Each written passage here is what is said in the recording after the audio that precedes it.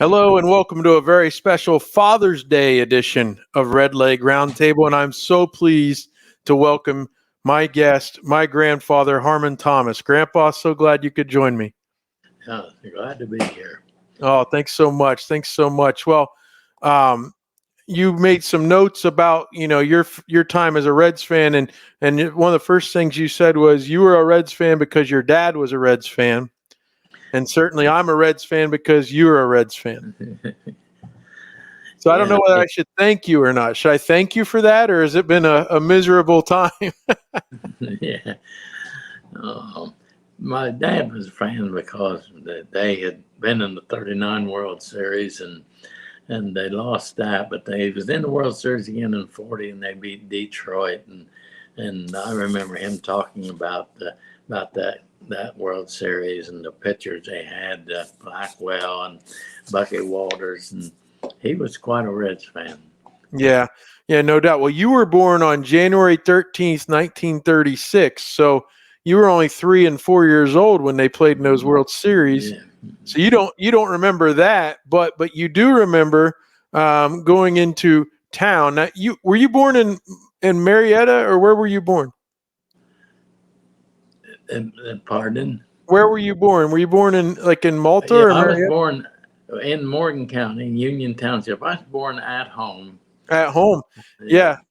So we'll get into how far away that is from Cincinnati. It's southeast Ohio. But in the mid 1940s, one of your first baseball memories, you remember going to town, so to speak, into McConnellsville and seeing the World Series put up on a scoreboard with was it the radio broadcast? Yes, radio. They I seen just recently that they did this scoreboard in 1936, the year I was born. They had it in McConnellsville in front of the Opera House, but when I went, and probably in '46, it was on the courthouse lawn, and we went in on Sunday afternoon because we didn't have a radio, and so they had this, and they broadcast the game, kept the score, and mostly men. There was a lot of men there. They come in to listen to the World Series. Well, no doubt about it. Now, if we back up a little bit, your dad remarried in 1941, I believe, and his honeymoon was to go where? Okay, they went to Cincinnati to see the Reds play, and unfortunately, it rained that day. And he said that they were in the stands, but it rained so hard that the manager and another guy walked out to second base in gum boots and took a manhole cover off of to let the field drain. And so that tell you something about how much water, how much rain they had. Absolutely. Now, the journey, and we're going to detail later the trips you would take, but that journey before interstate highways, about 170 miles, give or take. What was your dad driving back then? Yeah, he would have been driving about a 35 Ford, which, probably top speed was about 45 mile an hour. And I can imagine how long it took them to go to Cincinnati. I remember you telling me when I was a kid that would be about like going to California now. A long trip, a very long trip. Yeah. So actually, and I was unable to dig it up in time to hold it up, but we still have the program your dad got.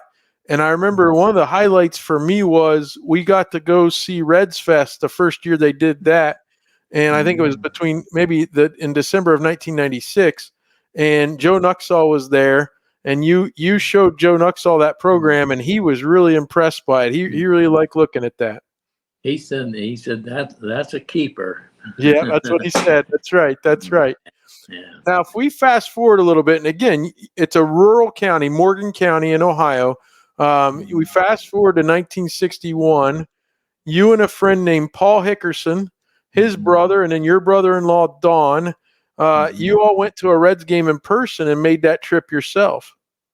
Yes, Paul was in high school, and he kept telling me every Sunday when I'd see me, we need to go to a Reds game. We need to go to the Reds game. So finally, one Saturday, we set out to go, and most of us had never been out of Morgan County. Yeah. Going to Cincinnati.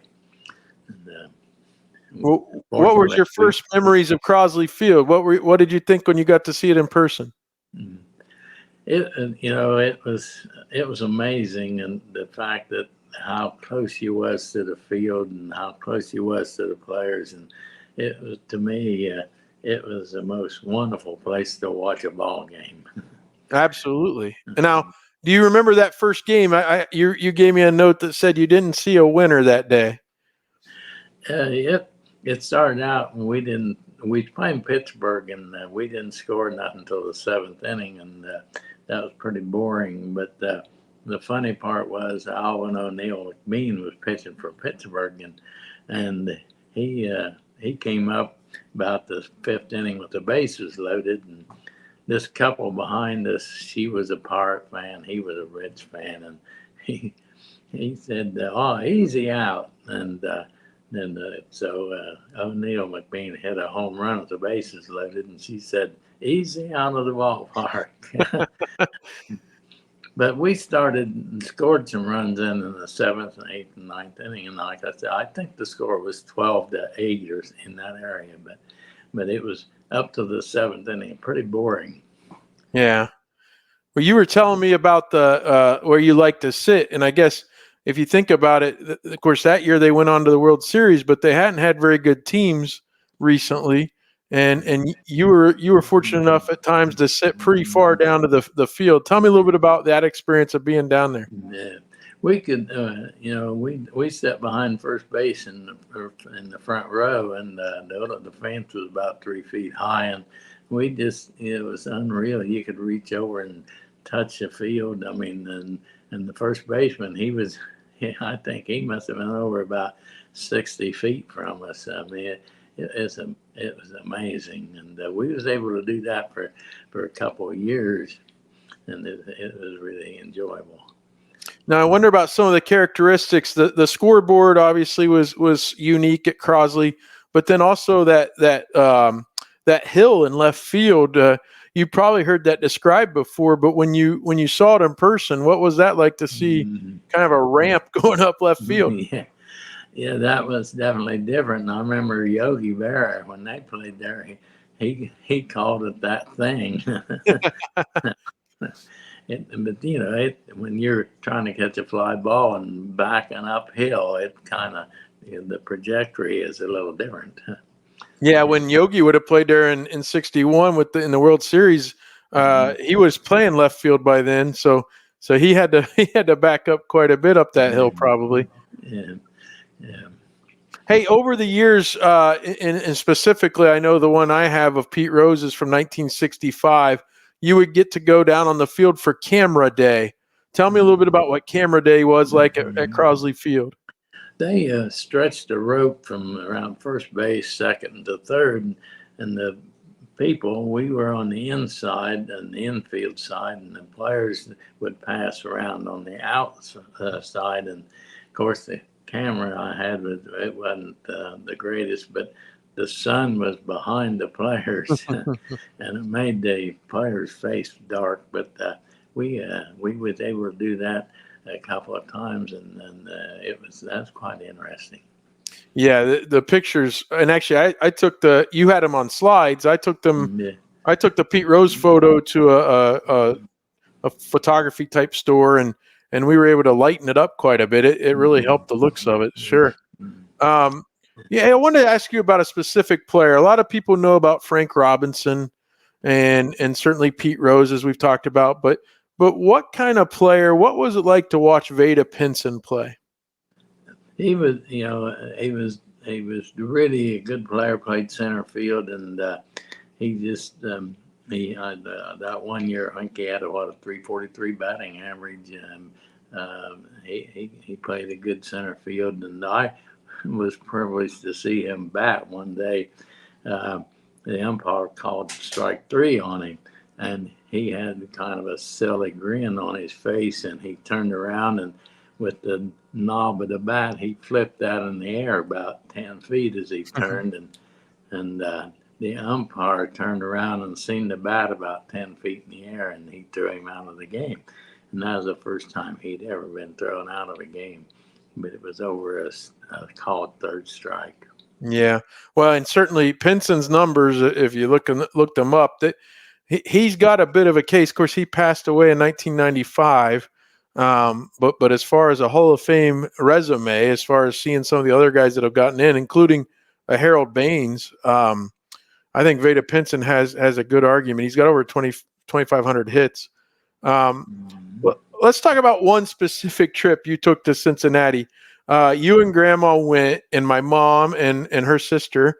You lived. You told me 168 miles to Cincinnati, and on this specific day, this is one day, probably your only day off, maybe, I don't know.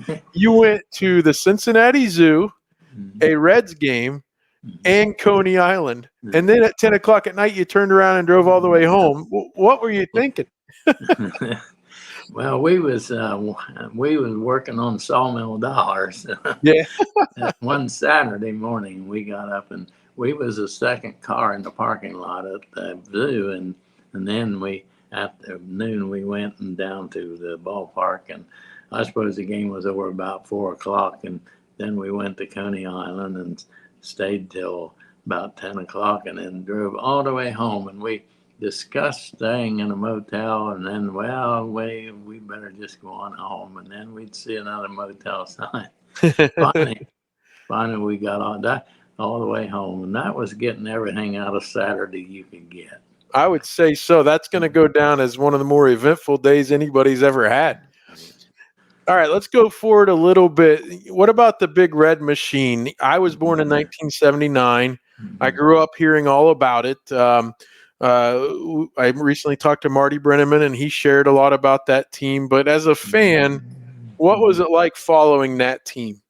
Well, you knew you was going to win most of the days. Yeah. You could listen on the radio, and it was incredible. And these boys played every day and every day. I mean, they didn't, it was the same 8 players every day, and they was definitely one of the best teams ever.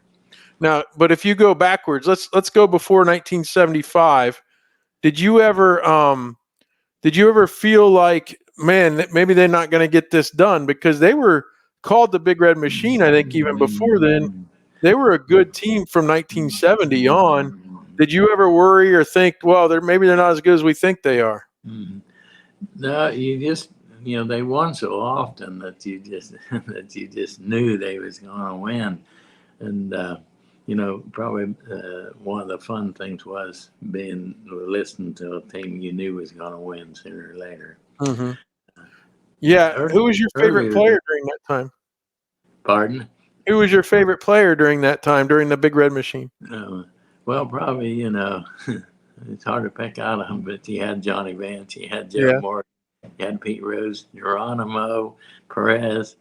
They was all good.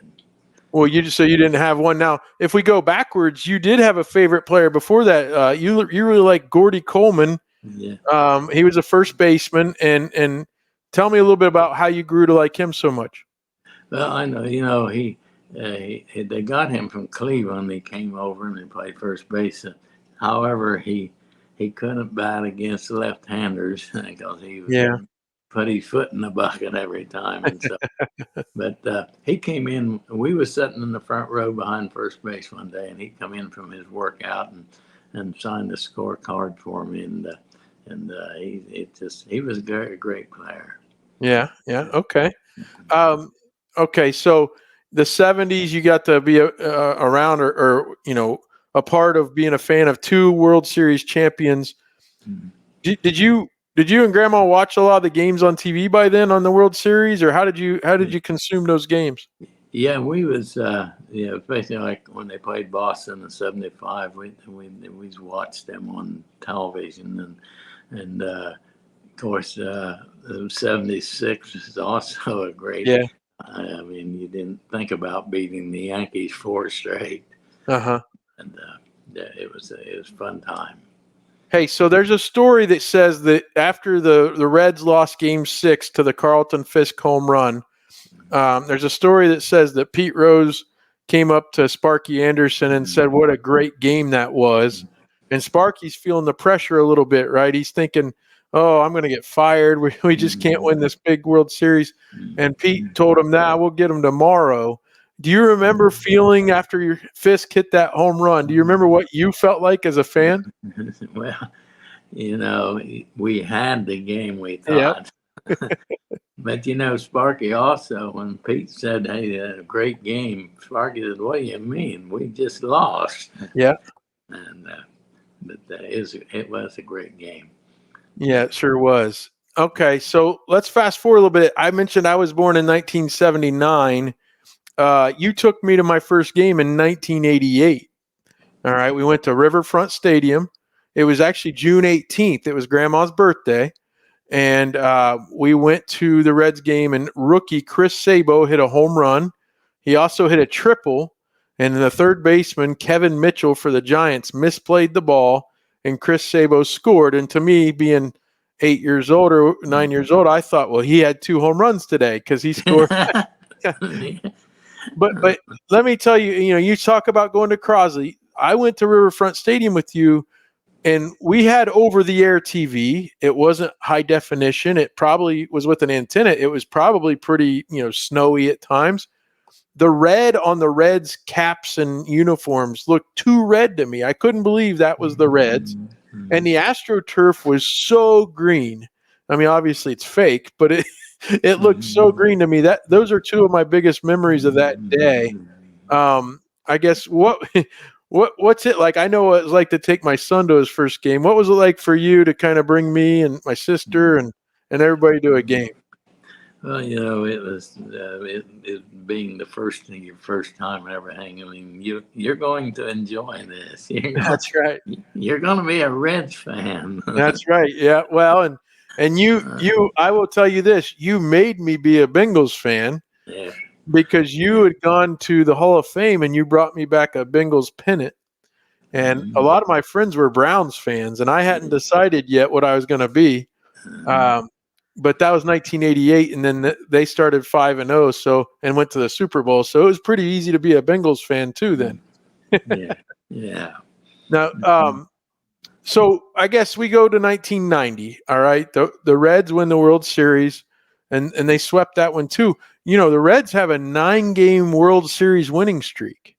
If you go all the way back to Game 7 in 1975, a 9-game World Series winning streak. That's pretty good. Yeah, not too shabby. Of course, they haven't played in a game there since 1990. I remember being at your house the night that they won Game 6 against the Pirates. They won the NLCS. I was staying over at your house, and I was going pretty crazy, okay? And I remember you and Grandma telling me to calm down a little bit, and my immediate thought was, well, hey, you've seen this before. I've never seen this. You've seen the Reds win the NL championship before. I'd never seen that before. Do you remember? I mean, you used to talk about the way Marty talked about, the Nasty Boys, and he'd say that Randy Myers was a thrill a minute, and then you told me Dibble and Charlton Myers, we put out the fires. Yeah. That was a special year, wasn't it? Well, they was 3 guys that are probably the greatest 3 to my mind, the relief pitchers in a row. And I remember Marty saying that he said he'd seen teams in the 4th and 5th, well, the 5th and 6th inning bunting players over trying to score because they knew 7, 8, and 9 was over. That's right. That's the way it was, and really, it really changed. I went back looking at some of the things from when you would have first been going to games in the 60s, and a number of times they only used 1 pitcher total, right? Or a guy would throw a complete game and lose. A guy would throw 8 innings and only 1 other pitcher came in. By the 80s and 90s, and then sure enough, by today, it's totally different than when you were really a lot younger, wasn't it? Mm-hmm. Yeah, the rules back then was a lot different, especially on pitchers. Yeah, and that played into one of my best ball games I ever seen at Crosley Field. What was that? Tell me about that. Yeah, we was playing Houston, and I think at that time they was still Houston, the Colt 45s, and we went into the ninth inning and we was ahead 1-0, and they loaded the bases and nobody out, and so Fred Hutchison, the manager, he brought in, I think, his favorite relief pitcher, Bill Henry, and he struck a guy out, and so then he took him out and put another pitcher in the hot. Well, why is he doing this? But there's the right-handed and the left-handed thing, and so the second relief pitcher, got his man out, so he took him out and put in another pitcher, and he got his man out, and we won 1-0. We had 4 pitchers in the ninth inning. Yeah, and of course now the rules wouldn't allow that probably with the 3-batter minimum, unless you gave up a lot of runs. Yeah. All right, so we have quite a tradition together. In 1995, I got to go to opening day after it was delayed because of the strike. And in 96, I didn't go. I was a junior in high school. And that was the game where John McSherry, the umpire, keeled over, and he passed away after only a pitch or two. But in 97, you and I got tickets. So 1997, you and I went to opening day. And we've been to pretty much every one since. You missed one. We'll talk about that one in a minute. And then we missed 2020 because there were no fans, and we missed 21 because it was such a small attendance that was allowed because of COVID. But other than that, you and I have been to every opening day since 1997. What a tradition we built together, right? Yeah, that's fantastic for me. Yeah, we've built some great memories. And I think it was around 2003 when Great American Ballpark opened. Tickets we knew were going to be hard to come by. And at that time, you had to call in by phone or try to get to, I don't even think it was Ticketmaster. I think it was called tickets.com that they were using at the time. But you were out of town. You were way down in South Carolina. Yeah. And you called in, and none of us could get through. But what happened when you got on the phone? Well, you had told me, he said, call a few minutes early and hold them there until, and so that I called about 3 minutes till it was 9 o'clock, and I called in, and then I ordered the tickets, and so she asked for the address, and it was kind of, to me that was kind of amazing. And basically the fact that how many did you have trying to get tickets? Oh, there was at least 6 of us, I think, that were trying to call in, and we got busy signals or never got through. I said, I asked you, what if we get more than one set of tickets? We'll sell them. It'll be fine. We won't have trouble selling them. That's right. Especially back then, George H.W. Bush threw out the first pitch in 2003. And I don't want to tell tales out of school on you, but in 2004, when George W. Bush was going to throw out the first pitch, we had to go on, it's like that normally today, but back then it was kind of not usual to see metal detectors, right, at a ballpark. And we're in line to go through to get in. And I think the Reds in 2004, I think they might have played the Astros, but we're in line to go in, and here you had a Leatherman pocket knife in your pocket. We had to hide that away in your camera bag, didn't we? Yeah, I didn't want to lose it. And no. They wasn't letting anything in. No, they weren't. They took it very seriously, and part of the transition, part of the tradition we have, and it really started. I forget. I guess we just decided because I really liked it, but we would go to Montgomery Inn. And, of course, years ago, they didn't even charge for valet parking. You could park, and then they'd say, if you're eating lunch here, you can just go up to the game. And it was about a mile. We'd walk along the river, wouldn't we? So that's become a good tradition, too. We go to Montgomery Inn, and then we go to the game. Yeah, it's still a good place to eat. Yeah. And you're the only person I know who just gets the pork chops and not the ribs usually. Yeah. In 2005, I got a call early in the morning, and you weren't feeling well, so you didn't get a go. Pedro Martinez started for the Mets, and Adam Dunn hit 2 home runs, including one in the 9th, and then Joe Randa hit the winning home run in the ninth inning, and I stood there thinking, "Oh, Grandpa, you missed it." Yeah. You didn't miss any more since then. Yeah. Now, hey, in 2017, we got to do something extra special too. We added my son Joey. I wonder who he's named after.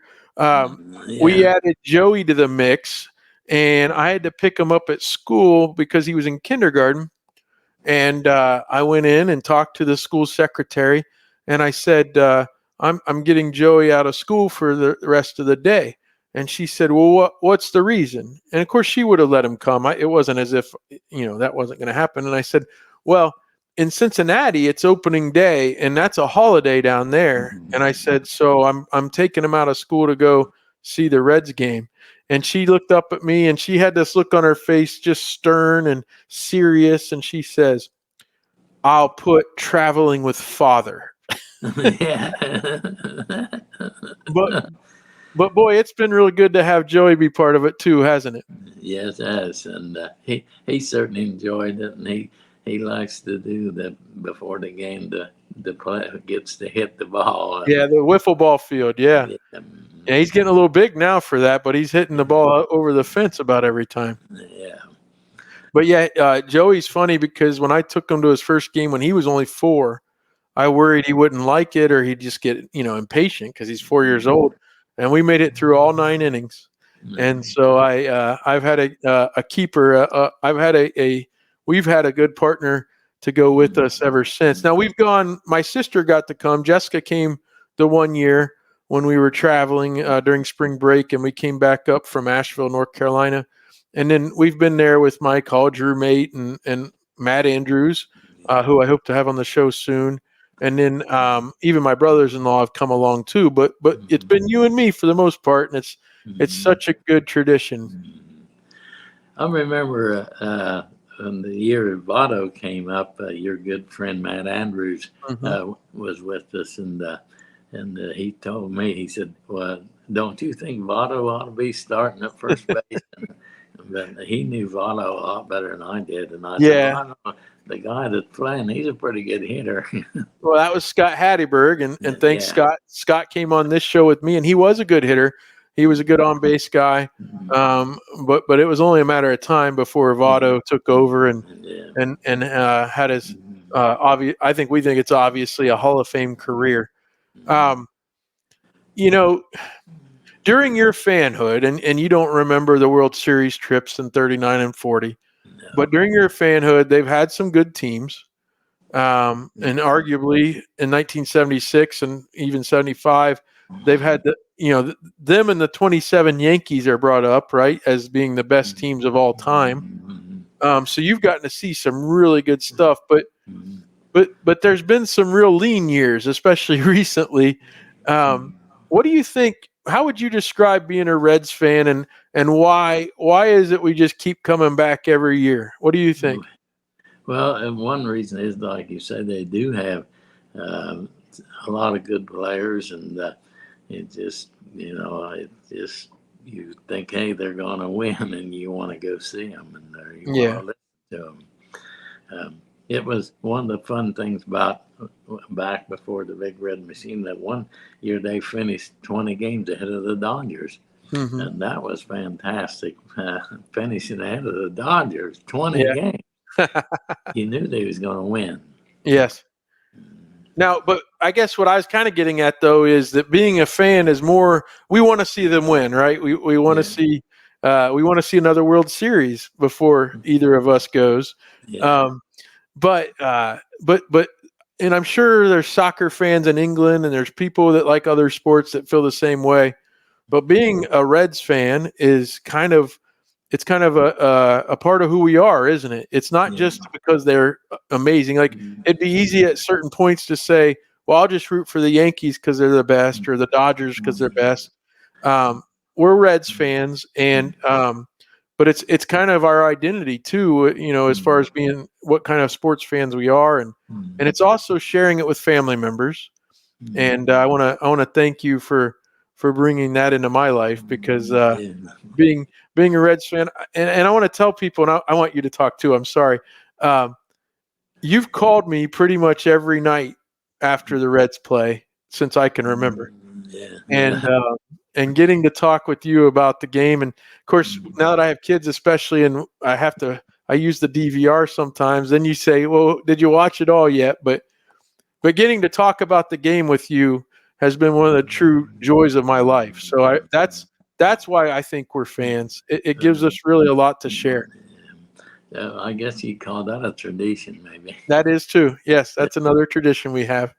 That's right. And talking about the Reds like that and having it be part of what's going on. I want to share something with you before we go.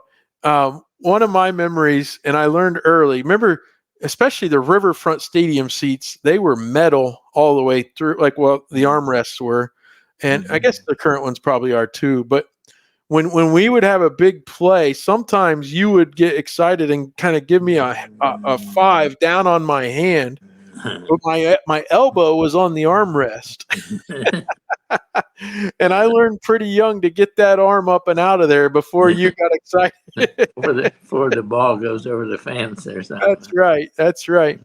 But not much replaces that feeling, especially on opening day when a Reds player hits a home run and we all jump up at the same time, does it? Yeah, it's enjoyable. Well, hey, before we go, I wanted you to tell me a little bit more. Just say a little bit about, being a Reds fan as a whole and kind of your memories as a Reds fan throughout time. What do you think of if somebody just said Cincinnati Reds to you? Well, like you said, the year they finished 20 games ahead of the Dodgers. I'll remember that as long as I live. That was something special. Yeah. And Johnny Bench coming up that young and making the ball team the first year, that's incredible. I mean, and I see quite often, just a couple of days ago, I had seen his picture on Facebook, and somebody said the greatest catcher ever played Major League Baseball. He changed. I remember Bob Prince of the Pirates, they had a catcher that came up after Bench did, and Sanguin. And he said if Sanguin had to come up first, everybody being comparing their catcher to him. Obviously, Sanguin wasn't quite the catcher that Johnny Bench was. No, and it's pretty much universally accepted, right? That Johnny Bench is the best catcher of all time, and to have him have been a Cincinnati Red, especially.